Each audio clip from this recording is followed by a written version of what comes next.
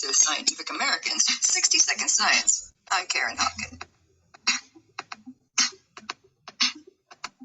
They say that lions are the king of the jungle. But a recent study shows that a single spritz of oxytocin, a hormone known to promote social bonding, renders even the most ornery alpha a total pussycat. The findings appear in the journal iScience. Oh, the greatest thing about watching lions is that lions are so openly and extravagantly affectionate with each other. Craig Packer, director of the Lion Center at the University of Minnesota. He's been traveling to the Serengeti since the 1970s to study the social behavior of these big cats. They just rub each other with their foreheads, their chins are just in each other's faces. I mean, they're just really into each other. And then when they calm down and it's time to go back to sleep, one will flop down and they'll flop on top of it. So it's very endearing. I've always loved lions. Jessica Burkhardt is a grad student in Packer's Pack. But what is it about lions that is so different than their closest relative, the leopard, and then their next closest, the tiger, who are completely solitary? And the first thing that came to mind was oxytocin. They call oxytocin the love hormone, but that sounds like love potion number 9. I prefer to think of it as the affection hormone. If you have a nice warm hug, that burst of feeling you get, that's oxytocin.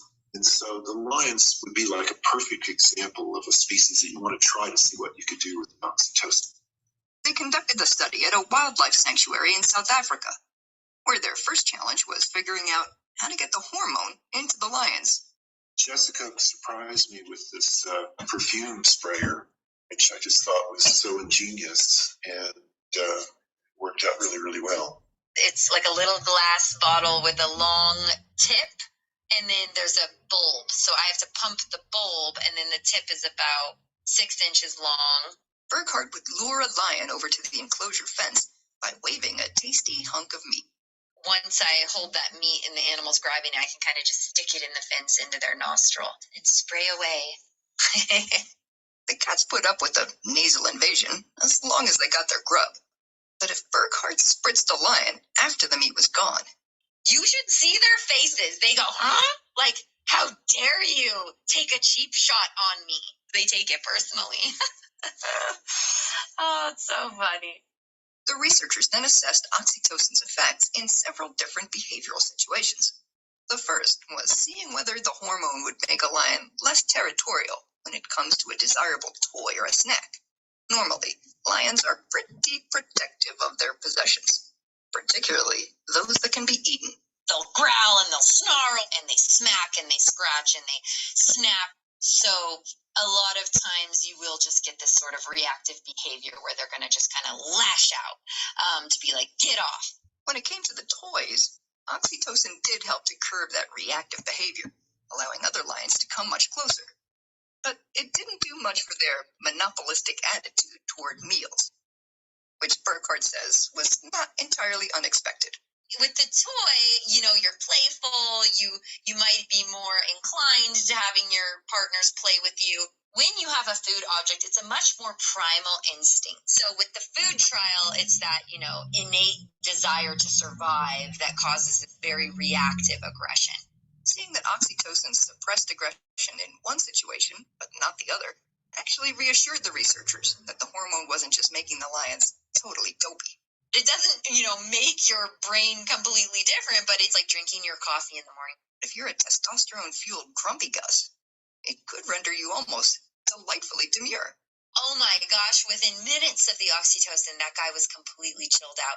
And I mean, when we were giving him his oxytocin, he was growling, smacking the fence, totally insane, testosterone brain, and then he just completely mellowed out.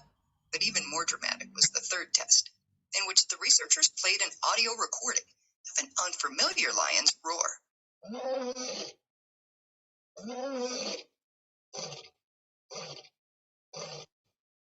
Which can be as unnerving as it sounds. That's like having a stranger in your bedroom saying, I own this place, right? In the control conditions, in which lions got spritzed with a simple saline solution, about half of them roared in return, maybe 50 or 60 times.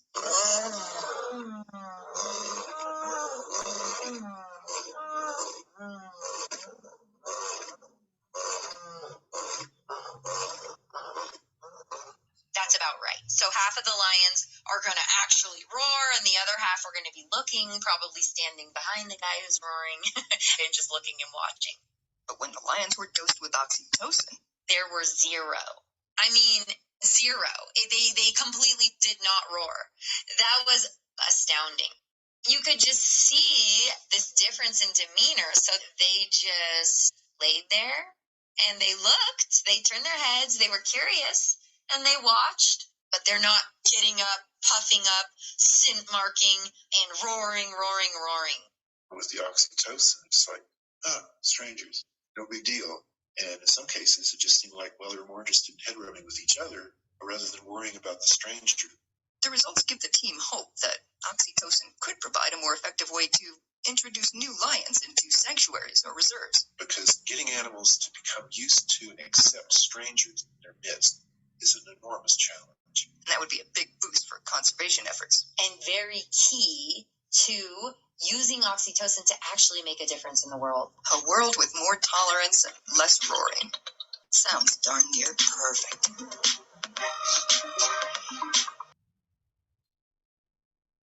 他讲到说，lion 的天性就是非常凶，很凶，很爱跟人家打架，然后他们累的时候就是要睡觉，就不打手要睡觉。但是，有做实验说，好像给他们某一个东西吧，那个什么 Harry Pass 还是什么的，那个东西就会让他变得很冷静。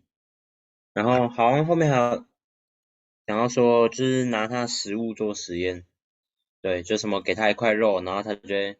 然后如果你把它弄不见的话，他觉得很生气之类的。啊，还有什么？差不多，后面还有很。然后这篇主要在讲说关于老虎lion 那个狮子的行为啊，然后他们有讲到说，不管是吼叫的声音啊，或者是他们不管做的任何 hug 的动作啊，或者是，然后还有他们有分析什么他们的荷尔蒙啊之类的，然后对，就这样。